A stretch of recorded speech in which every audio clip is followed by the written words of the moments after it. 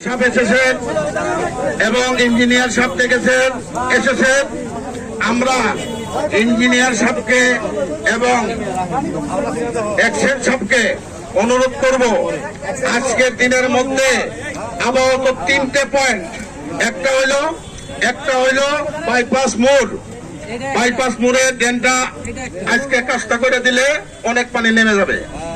দ্বিতীয় কথা হচ্ছে ব্র্যাক অফিসের সামনে একটি ড্রেন আছে, এই ড্রেনটা করতে হবে। আমার কথা শুনেন। 3 নম্বর কথা হচ্ছে আমরা এখন যে জায়গায় দাঁড়াই হয়েছি এই ব্রিজটা কোনো পানি নিষ্কাশন হচ্ছে না। দয়া করে আপনারা এই 3টে পয়েন্ট আপনারা সঠিকভাবে আজকের মধ্যে আপনারা কাজ করবেন সে আশা এবং প্রত্যাশা আপনাদের কাছে রাখছি। ইতিমধ্যে এই পর্যায়ে হয় না, এখন আসলে অত কিছু বলার দরকার নেই, এটা আপনাদের দেখার বিষয়, আপনারা পরিদর্শন করবেন। আমাদের দাবি একটাই, আমাদের অতি শীঘ্রই আজকের ভিতরে আমাদের এই পানি বের করার ব্যবস্থা ইমিডিয়েট করতে হবে।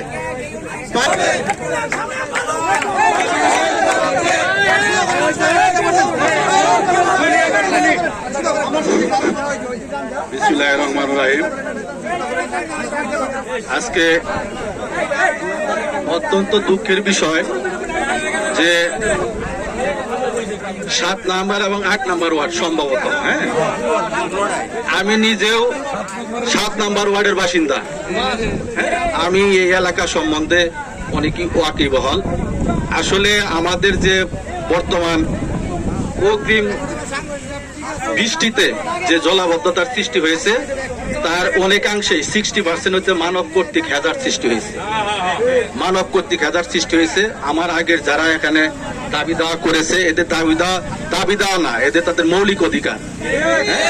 পৌরসভা হিসেবে আমাদের দায়িত্ব আছে নাগরিকদের ভালো রাখার জন্য। সেই ক্ষেত্রে আমাদের সাথে নাগরিকদেরও সহযোগিতা করতে হবে যাতে সমস্ত নাগরিকগণ ভালো থাকে। আমরা যেখানে দাঁড়িয়ে আছি এখানে 3টি পয়েন্ট আছে। একটা হলো ব্র্যাক অফিসার হয়নি, যে পয়েন্টটা দিয়ে পানি আসতো, কিন্তু এখন রোডসে কাজ করতেছে, যার জন্য ওই পয়েন্টটা বন্ধ। এই পয়েন্টটা বন্ধ। যদি ওই পাশে পশ্চিম দিকে আমরা ন্যারো ড্রেন অর্থাৎ কাঁচা ড্রেন করে আমরা ওটা বের করতে পারি, আমরা ইনশাল্লাহ বের করে দিব।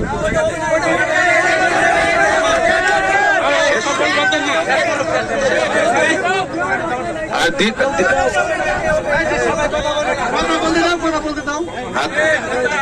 দ্বিতীয় হলো আসলে বিসিকের পশ্চিম পাশে যে জলাবদ্ধতা হয় তার রোড হলো 3টা। আপনারা হয়তো জানেন, আমি কিছু জানি। একটা হলো আমরা যেখানে দাঁড়িয়ে আছি এখানে একটা, তৃতীয় হলো ব্র্যাক অফিসের সামনে একটা, তৃতীয় হলো আপনার বেলটিয়ার পশ্চিমে একটা কালভার্ট আছে, ওই দিক দিয়ে চলে যায়, তাই নাকি? ওই কালভার্টটা মানব সৃষ্ট হ্যাজার্ড করে ওখানে ভরাট করে এটা বন্ধ করে রেখেছে।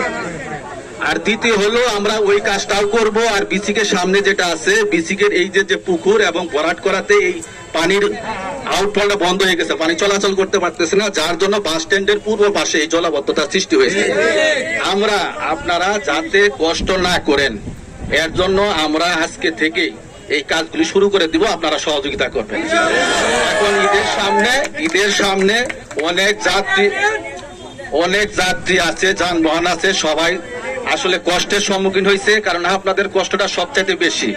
বৃষ্টি উঠলে ঘরে সাপ ঢুকে, ছোট ছোট বাচ্চারা হাঁটতে পারে না। আমরা আপনাদের কষ্টে আমরা ব্যথিত। আমরা হার্ড অ্যান্ড সোল চেষ্টা করবো আপনাদের কষ্ট নিরাময় করার জন্য। সর্বশেষ আল্লাহ ভরসা, আপনারা আমাদের সহযোগিতা করবেন। আপনারা আজকে যারা সাধারণ বাইরে যে লোকজন যারা যাতায়াত করতেছে গাড়ি দিয়ে, তাদের যাতায়াতের ব্যবস্থাটা করে দেন আপনারা। আমরা আজকে থেকে কাজ শুরু করে দিব, সাথে আপনারাই করবেন। ধন্যবাদ সবাইকে। সহকারী প্রকৌশলী জামালপুর পৌরসভা, আমার সাথে আমার অ্যাকশন মহোদয় আছে, আমার সাব ইঞ্জিনিয়ার আছে, আমরা পুরা টিমে আসছি। এর আগে আমি এগুলি আমরা ভিজিট করছি। এখন আমরা এগুলি আজকে থেকে শুরু করে দিব, আপনারা একটু আমাদের সহযোগিতা করবেন। জি, আমাদের এখানে ভারপ্রাপ্ত কর্মকর্তা মহোদয় আছে, উনি আপনাদের উদ্দেশ্যে কিছু কথা বলবেন।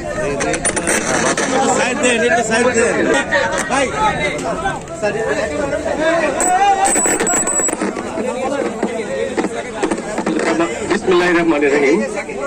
সম্মানিত এলাকাবাসী, ইতিমধ্যে আমাদের পৌরসভার ইঞ্জিনিয়ার মহোদয় আপনাদের বিস্তারিত বলেছেন। আপনাদের যে দুঃখ, আপনাদের যে কষ্ট, সেটা লাঘবের জন্য ওনারা আজকেই ওনারা কাজ শুরু করবেন। আজকে থেকেই হয়তো এটা হুট করে হয়ে যাবে না। এখানে ওনারা কাজ করবেন, আপনাদের সহযোগিতা লাগবে। আপনাদের বাড়ির পাশের একটু রাস্তা যদি ছাড়তে হয়, সেটা ছাড়তে হবে ড্রেনেজ সিস্টেমের জন্য। এটার জন্য অনেক সময় দেখা যায় যে কাজ বাধাগ্রস্ত হয়ে থাকে, সেটা আপনারা করবেন। এবং রুটস অ্যান্ড হাইওয়ে এক্সচেঞ্জ মহোদয়ের সাথে আমার কথা হয়েছে, ওনারা ওনাদের যে 2টা পয়েন্ট আছে সেখানেও কাজ করবেন। পৌরসভার তো উনি ইঞ্জিনিয়ার মহোদয় নিজেই আসছেন, পৌর প্রশাসক মহোদয়ের সাথে আমার কথা হয়েছে, উনি দ্রুত সম্ভব ওনারা চেষ্টা করবেন।